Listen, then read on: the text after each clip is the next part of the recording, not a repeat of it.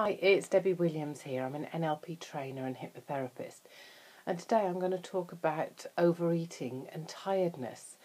See, many of my clients say to me that, when I'm tired I just eat, and we link up that we need to eat for energy rather than getting the message that we're actually exhausted. And our society pushes us to keep going. All the adverts on TV, well, don't suffer that cold, take this medication and keep on keeping on, that we don't take time out for ourselves.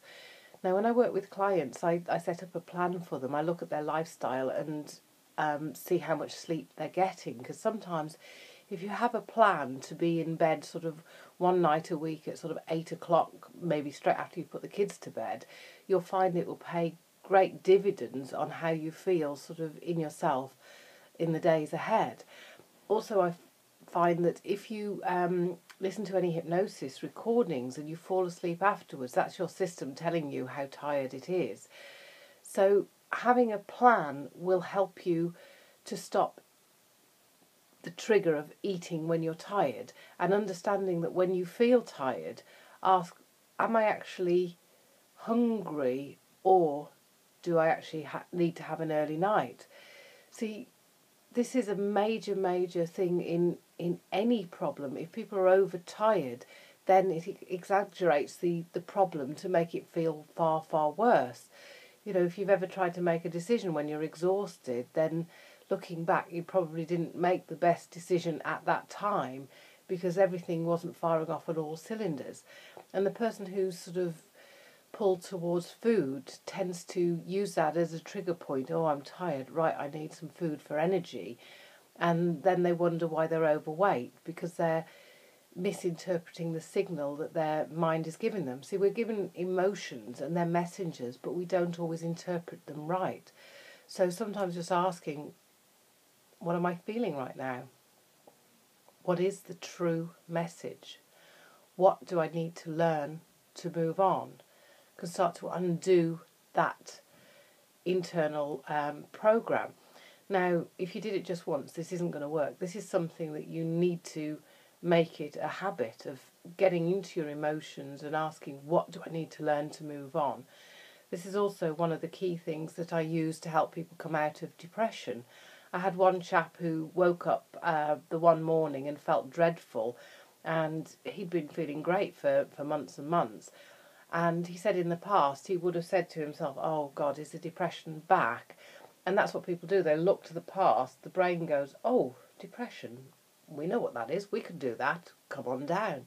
Because our brain's like a computer, but it doesn't have an owner's manual and it's not user-friendly.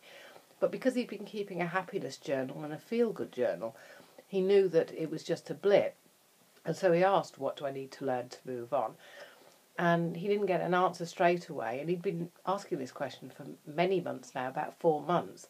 But he made himself a cup of tea. And then the answer came. The answer was, well, you'd been out on a Friday night with your mates. You'd had a few beers and a nice healthy kebab. You'd been out with your girlfriend last night and had 2 or 3 bottles of red wine and pizza. We actually need you to go back to bed because you've put so much food and junk and alcohol. You're quite toxic. We need to process this. And that's exactly what he did. On a Sunday afternoon, he went back to bed, slept for about 3.5, 4 hours, woke up and felt tons better. He felt more like he'd just got a hangover now. See, interpreting all our emotions, they're sometimes difficult to understand the differences, because it just feels like one big pain or one big emotion that you put under the label of tiredness, or you put under the label of, oh, I'm stressed. And so by unpicking, by asking, what must I learn to move on? Another strategy that I personally do myself is, because I've got a son who I take to school, is Tuesdays and Thursdays my partner takes him to school and I have a lie-in till about 9 o'clock. And that really serves me well, because I work till sort of 10 o'clock at night some nights during the week. And before, when I was doing that, it was affecting my weight after I'd given birth. I wasn't losing weight as quickly. And there's been numerous studies done on lack of sleep can affect sort of weight loss. So it's in your best interest to get those Zs in. And another time I realised I had to change what I was doing when my partner was working abroad for 3 weeks. So I had to take Alex to school every single day. And I thought, oh God, I can't do this getting up in the morning. I'm not a morning person. So what I did is I made sure a couple of nights a week I followed him after he'd gone to bed. And I was in bed by 8:30, 9 o'clock. And that also gave me energy. It also unearthed a little pattern that I hadn't even realised I'd been doing. That I thought that because he's my husband, I had to sit up with him and go to bed when he did. And sometimes, he wouldn't go to bed till 12, half 12 during the week. And the time that he was away, I was always in bed by 11 o'clock at the latest.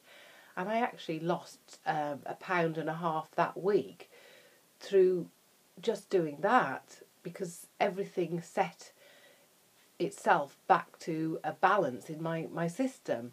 And of course, when he came back, now I've learnt from that some nights I just think, actually, I'm tired. I'm not going to just sit up and wait for him at 10:30. I think I'm going to bed now.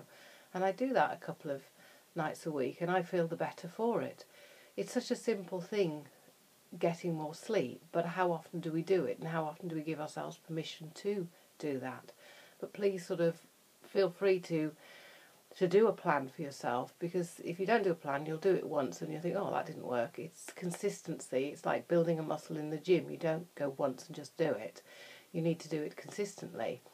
If you want help getting to sleep, then click this link below and it'll get you to one of my free hypnosis downloads, which you can listen to last thing at night, and it will send you into sleep if you listen to it in bed and you just allow yourself to drift off, and it will probably give you the best night's sleep that you've had, because all of my hypnosis are planting suggestions for solutions and finding answers to your issues.